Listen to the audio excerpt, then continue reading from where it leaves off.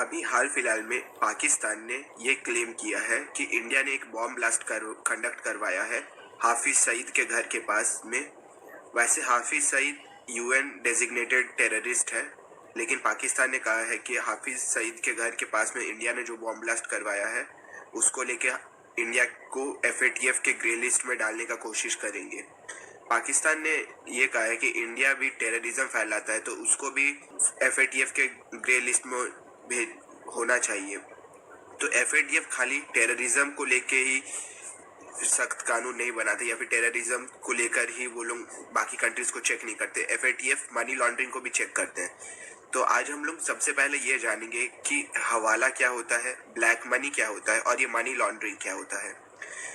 Black money basically वो सारे funds को कहा जाता है जो इलीगल एक्टिविटी के थ्रू कमाया गया। इलीगल एक्टिविटी जैसे ड्रग्स, स्मगलिंग या फिर ह्यूमन ट्रैफिकिंग या फिर वेपन्स को इलीगल स्मगल करके दूसरे कंट्री में बेचना, ये सब से जो अर्न किया हुआ मनी है जो कि इलीगल होता है उसको ब्लैक मनी कहा जाता है। ब्लैक मनी में एक और चीज आता है, जो भी लीगल इनकम से कमाया हुआ मनी है लेकिन उसके ऊपर अगर गवर्नमेंट को कोई टैक्स नहीं देता है तो वो मनी भी ब्लैक मनी कहलाता है।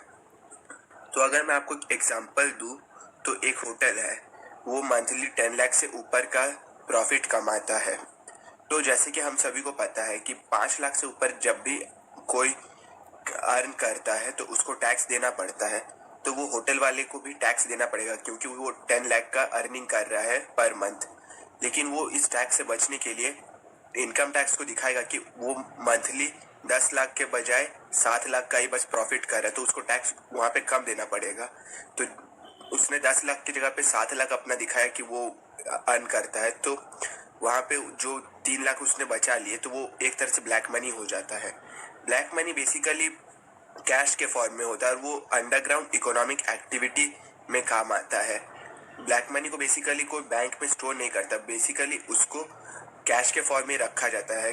अगर वो ब्लैक मनी को बैंक में कोई जमा करने जाएगा तो बैंक उससे पूछ सकता है कि इतना ज़्यादा आपका अर्निंग कैसे हो रहा है। जैसे कि अगर मैं वो होटल वाले का ही एग्जांपल दूं तो उसने 7 लाख का जब अर्निंग दिखा दिया तो बाद में अगर वो 3 लाख फिर बैंक में जाके जमा करेगा तो बैंक वाला पूछ सकता है कि आपका तो पहले 7 लाख का इनकम होता था, उसमें तो टैक्स लग जाता था, तो ये बाकी का 3 लाख कहाँ से आया। तो इस तरह से वो बैंक से बच नहीं सकता है, इसीलिए ब्लैक मनी हमेशा कैश के फॉर्म में होता है। तो हम लोग एक एग्जांपल मानते हैं, एक पर्सन है मिस्टर रॉबर्ट करके, वो यूएसए में रहते हैं लेकिन रॉबर्ट का पेरेंट्स इंडिया में रहते हैं। तो मिस्टर रॉबर्ट ने यूएसए में बहुत ज़्यादा अर्निंग किया और वो चाहते हैं कि जो मनी उन्होंने यूएसए में अर्न किया वो उनके पेरेंट्स को इंडिया में पहुंचा दिया जाए। लेकिन उनको पता है कि अगर वो बैंक के थ्रू जाएंगे लीगल वे में तो उनका मनी बहुत कम हो जाएगा, उनके पेरेंट्स तक पहुंचते पहुंचते बैंक और इंडिया टैक्स काटेंगे।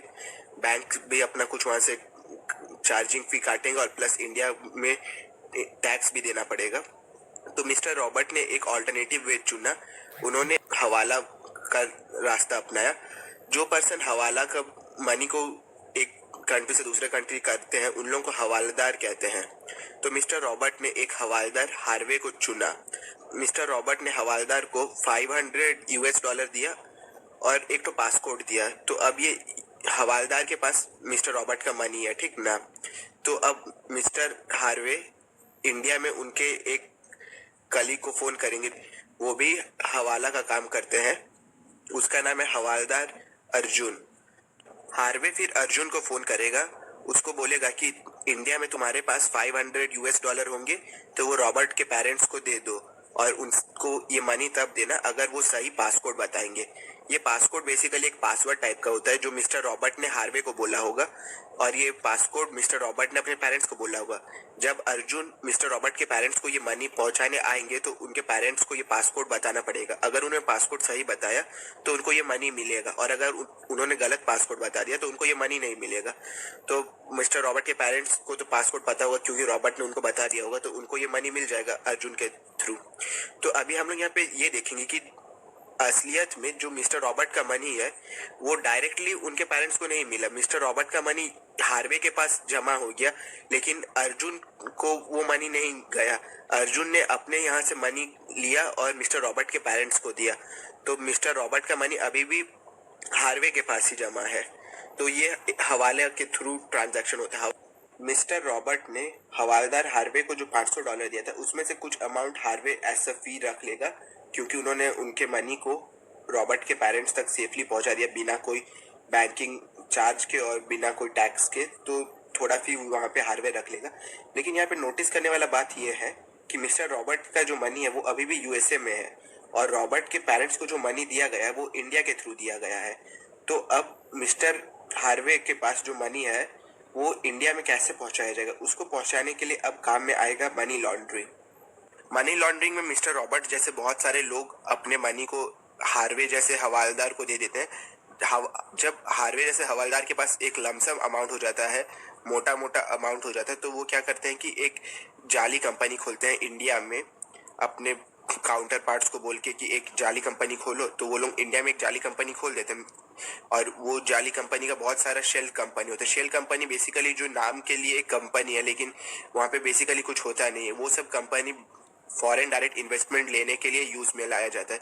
तो इंडिया में अगर कोई एक कंपनी खोलेगा नाम का, उसका 5-6 और सब कंपनीज बना देगा। फिर यहाँ पे हार्वे क्या करेगा कि वो जो मनी उसके पास जमा था रॉबर्ट जैसे बाकी लोग जिन्होंने हार्वे को दिया था मनी, तो हार्वे क्या करेगा उस मनी को इंडिया में एफडीआई के थ्रू पंप इन करेगा। जब वो मनी को इंडिया में एफडीआई के थ्रू पंप इन करेगा तो गवर्नमेंट को लगेगा कि ये लीगल मनी है, लेकिन ये लीगल नहीं है, ये हवाला का मनी है। और ये बेसिकली ब्लैक मनी था, जिसको क्या अभी साफ कर दिया, मतलब लॉन्डर कर दिया गया है एज अ वाइट मनी। मतलब ये मनी को अभी गवर्नमेंट को दिखाएगा कि ये लीगल मनी है। इस मनी को एक फॉरेन के कंपनी ने इंडिया के कंपनी को एज अ एफडीआई दिया है। तो जैसे कि आप देख सकते हैं मिस्टर रॉबर्ट ने वहाँ पे गवर्नमेंट को टैक्स नहीं दिया था और वही वाला मनी ब्लैक मनी बन गया था। और जब वो मनी को इंडिया के कंपनीज को ऐसा फॉरेन डायरेक्ट इन्वेस्टमेंट के थ्रू दिया जाता है तो वो मनी ब्लैक मनी से वाइट मनी में कन्वर्ट हो जाता है। तो इसको हम लोग मनी लॉन्ड्रिंग कहते हैं।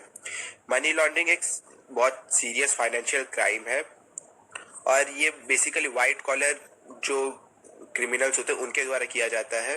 और बहुत सारे फाइनेंशियल कंपनीज के एंटी मनी लॉन्ड्रिंग पॉलिसीज है। एंटी मनी लॉन्ड्रिंग को शॉर्ट में एएमएल कहा जाता है। ऐसे पॉलिसीज है जिससे वो डिटेक्ट और प्रिवेंट करते हैं इस तरह के मनी लॉन्ड्रिंग एक्टिविटीज को। लेकिन इंडिया ने अब ऐसा कंट्री के तौर पे बहुत सारे कंट्रीज के साथ अग्रीमेंट किया कि अगर आपका कोई कंपनी हम लोग की किसी कंपनी के अंदर निवेश करता है तो आप हम लोग को उसके बारे में ओपनली बताएंगे। तो जब इंडिया ने इस तरह के एग्रीमेंट्स को इसको साइन कर लिया दूसरे कंट्रीज के साथ, तो ये मनी लॉन्ड्रिंग होने का जो रेट था वो थोड़ा कम हो गया। लेकिन इसको देखते हुए बहुत सारे कंट्रीज ने अपने आप को टैक्स हेवन के रूप में डिक्लेयर किया। टैक्स हेवन यानी अगर आप वहाँ पे कोई भी फाइनेंशियल ट्रांजैक्शन करवाते हैं तो वो कंट्री आपका डिटेल दूसरे कंट्री के साथ कभी शेयर नहीं करेगा। अगर मैं आपको टैक्स हेवन का एग्जांपल दूं तो स्विट्जरलैंड वहाँ पे सबसे अव्वल नंबर पे आता है, उसके बाद आता है मॉरिशियस, फिर एक केमन आइलैंड्स। इन सब कंट्रीज में टैक्स 0 लगता है। अगर आप इस कंट्री में दूसरे कंट्री के थ्रू कोई मॉनेटरी एक्सचेंज करेंगे, जैसे कि अगर स्विट्जरलैंड से कोई पर्सन इंडिया में किसी को मनी भेजा तो स्विट्जरलैंड का वो बैंक इंडियन गवर्नमेंट को ये नहीं बताएगा कि किसके नाम पे वो अकाउंट था और उसने किसको वो मनी भेजा। इसी तरह से ये कंट्री का इकोनॉमी चलता है, क्योंकि वो सब कंट्री के पास अपना कोई रिसोर्स होता नहीं है, तो वो बेसिकली ऐसा टैक्स हेवन के तौर पे अपने आप को डेवलप करते हैं। मतलब ये सब बेनिफिट्स अपने कस्टमर्स को देने के कारण उनसे थोड़ा फीस भी वो लोग एक्स्ट्रा चार्ज करते हैं। FATF इसका फुल फॉर्म है फाइनेंशियल एक्शन टास्क फोर्स, लेकिन इसका जो फ्रेंच नेम है उसका नाम है ग्रुप डे एक्शन फाइनेंशियर, जिसको गाफी कहा जाता है। FATF एक इंटर गवर्नमेंटल ऑर्गेनाइजेशन है जो कि 1989 में G7 कंट्रीज के इनिशिएटिव द्वारा डेवलप किया गया था। G7 कंट्रीज ने FATF को इसलिए फाउंड किया था ताकि वो मनी लॉन्ड्रिंग के खिलाफ लड़ सके। लेकिन 2001 में यहाँ पे एक और मैंडेट इंक्लूड किया गया कि ये टेररिज्म फाइनेंस को भी रोकेगा। तो FATF का बेसिकली अभी 2 काम है, एक है मनी लॉन्ड्रिंग, दूसरा है टेरर फाइनेंसिंग। FATF बेसिकली एक पॉलिसी मेकिंग बॉडी है जो कि कंट्रीज को मोटिवेट करता है कि वो लोग भी अपने कंट्री में टेरर फाइनेंसिंग और मनी लॉन्ड्रिंग के खिलाफ सख्त से सख्त कानून बनाए। FATF में अभी कुल 39 मेंबर्स हैं। 39 में से 37 कंट्रीज हैं और 2 रीजनल ऑर्गेनाइजेशंस है। एक है यूरोपियन कमीशन और दूसरा है गल्फ कॉपरेशन काउंसिल। 37 जो कंट्रीज है उसमें से हांगकांग आता है, चाइना आता है, यूएसए, जापान, इंडिया, इसराइल, ऐसे और भी बहुत सारे कंट्रीज हैं। आप इन सारे कंट्रीज के लिस्ट अपने स्क्रीन में भी देख सकते हैं। और जो कंट्री एफएटीएफ के अकॉर्डिंग अपने कंट्री में एंटी मनी लॉन्ड्रिंग लॉज अच्छे से नहीं बनाते, एफएटीएफ उन लोगों के ऊपर सख्त से सख्त कार्रवाई करता है। एफएटीएफ मनी लॉन्ड्रिंग के साथ साथ टेरर फाइनेंसिंग को भी देखने लगा है 2001 के बाद से, जब से 9/11 का अटैक हुआ था यूएस के प्रेशर के बाद। एफएटीएफ टेरर फाइनेंसिंग के ऊपर भी अभी अच्छे से जांच पड़ताल करता है। एफएटीएफ में बेसिकली दो लिस्ट होते हैं, एक होता है ब्लैक लिस्ट और दूसरा होता है ग्रे लिस्ट। ब्लैक लिस्ट और ग्रे लिस्ट ये दो टर्म मीडिया ने दिया है। और ब्लैक लिस्ट को ऑफिशियली कहा जाता है कॉल फॉर एक्शन और ग्रे लिस्ट को कहा जाता है officially other monitored jurisdiction. FATF ये भी मॉनिटर करता है कि जो रिकमेंडेशंस वो कंट्रीज को दे रहे हैं उसका सही से पालन कर रहे हैं या नहीं। ये सब देखा जाता है एफएटीएफ के मेंबर कंट्रीज द्वारा और इसको पीयर रिव्यू कहा जाता है, जो कि म्यूचुअल इवैल्यूएशन करते हैं। मतलब एक कंट्री दूसरे कंट्री को देखता है कि वो सही से कर रहा है कि नहीं, जो मेंबर कंट्रीज होते हैं। और इसी के टर्म पे एफएटीएफ अपना ग्रे लिस्ट और ब्लैक लिस्ट को अपडेट करते रहता है। एफएटीएफ के अभी ब्लैक लिस्ट में केवल दो देश हैं, एक है ईरान और दूसरा है नॉर्थ कोरिया। और एफएटीएफ की ग्रे लिस्ट में बहुत सारे कंट्रीज है, जैसे कि आपका Albania, Bahamas, Barbados, Botswana, Cambodia, Ghana, Iceland, Jamaica, Mauritius, Mongolia, Myanmar, Nicaragua, Pakistan, Panama, Syria, Uganda, Yemen और जिम्बाब्वे। आप ये सब कंट्रीज के नाम लिस्ट पे देख सकते हैं। ये सब अभी 2020 के फरवरी 21 में करेंटली अपडेट किया गया है एफएटीएफ का ये ग्रे लिस्ट को। पाकिस्तान ने एफएटीएफ में जो ग्रे लिस्ट है उसको अपना एक सेकंड होम की तरह बना लिया है। सबसे पहले पाकिस्तान 2008 में एफएटीएफ के ग्रे लिस्ट में आया था, फिर 2009 में उसको ग्रे लिस्ट से बाहर निकाल दिया गया, फिर 2012 में उसको वापस ग्रे लिस्ट में डाला गया, फिर 2015 में उसको वापस ग्रे लिस्ट से निकाला गया, उसके बाद वापस 2018 में पाकिस्तान को ग्रे लिस्ट में डाल दिया गया और अभी भी पाकिस्तान एफएटीएफ के ग्रे लिस्ट में है। पाकिस्तान की इकोनॉमी को टोटल 38 बिलियन यूएस डॉलर का लॉस हुआ है इन सालों में, जब भी वो एफएटीएफ की ग्रे लिस्ट में था। पाकिस्तान ने अभी ये इल्ज़ाम लगाया है कि भारत को भी एफएटीएफ के ग्रे लिस्ट में डालना चाहिए। हालांकि भारत को कोई कंट्री एफएटीएफ के ग्रे लिस्ट में डालेगा नहीं, क्योंकि भारत ने खुद ऐसे स्टैंडर्ड सेट किए हैं जिसका एफएटीएफ दूसरे कंट्री को कहता है कि आप भी ऐसा पालन करिए। भारत में मनी लॉन्ड्रिंग होता है लेकिन बहुत स्मॉल स्केल में होता है और स्मॉल स्केल में हर कंट्री में होता है, लेकिन पाकिस्तान में जैसे वो लोग टेरर फाइनेंसिंग के लिए मनी लॉन्ड्रिंग का यूज करते हैं, वैसा शायद ही दुनिया में कोई और कंट्री में होता हो। वहाँ पे जितने भी टेररिस्ट हैं उनके नाम पे जाली एनजीओ खुले हुए रहते हैं, जिससे वो लोग उस एनजीओ के पैसे को अपने टेरर फाइनेंसिंग में यूज करते हैं। और पाकिस्तान ने अभी तक कोई ऐसा कड़ा कानून नहीं लाया है जिससे वो इन टेरर फाइनेंसिंग ग्रुप्स के ऊपर लगाम लगा सके। प्लस पाकिस्तान एफएटीएफ में इस बार बहुत अच्छा परफॉर्मेंस किया था, लेकिन उसका जो कन्विक्शन रेट था उसके कारण पाकिस्तान को इस बार भी एफएटीएफ के ग्रे लिस्ट में डाल दिया गया।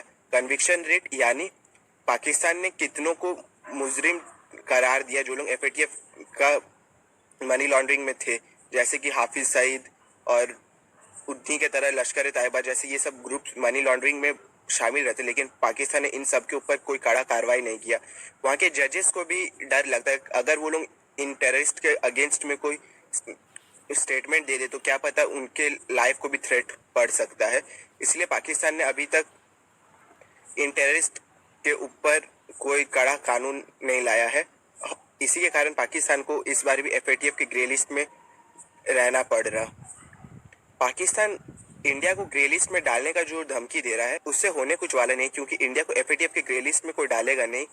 इंडिया में काफी कड़े कानून है मनी लॉन्ड्रिंग को लेकर, जैसे कि 2002 में जो पास किया गया था PMLA, जिसका फुल फॉर्म है prevention of money laundering act. इस तरह के कानून इंडिया में बनाए गए थे मनी लॉन्ड्रिंग को रोकने के लिए, और एफएटीएफ भी इंडिया का प्रशंसा करता है ये सब कानूनों को लेकर, और वो बाकी कंट्रीज को भी प्रोत्साहित करता है कि आप भी ऐसे कड़े कानून लाए मनी लॉन्ड्रिंग को लेकर। इंडिया को बेसिकली अगर पाकिस्तान चाहता है कि ग्रे लिस्ट में डाल दे तो वैसा होने वाला नहीं है। अगर ऐसा कोई बिल आता है कि इंडिया को ग्रे लिस्ट में डालना जाए तो क्वाड कंट्रीज जैसे ऑस्ट्रेलिया, यूएसए और जापान ये तो इस बिल का विरोध करेंगे कि इंडिया को एफएटीएफ की ग्रे लिस्ट में नहीं डालना चाहिए, और साथ ही में फ्रांस, यूनाइटेड किंगडम, इजराइल और आयरलैंड जैसे कंट्रीज़ भी इंडिया का सपोर्ट करेंगे, साउथ कोरिया भी इंडिया का सपोर्ट करेगा।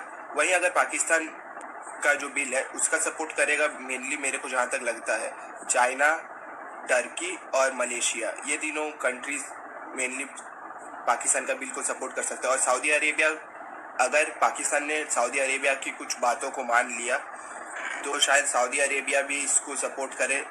रशिया मेरे को जहाँ तक लगता है वो न्यूट्रल रहेगा। और इसी के साथ ये वाला वीडियो का एंड करता हूँ। होप करता हूँ कि आज आप लोग कुछ नया सीखे होंगे FATF के बारे में, और जो इंडिया पाकिस्तान का भी इशू चल रहा है FATF में, उसको भी आप अंडरस्टैंड किए होंगे। और अगर आप लोगों को इस तरह के और वीडियोस चाहिए तो इस चैनल को सब्सक्राइब करिए। आप लोगों को किस तरह के और वीडियोस चाहिए वो आप कमेंट सेक्शन में बता सकते हैं।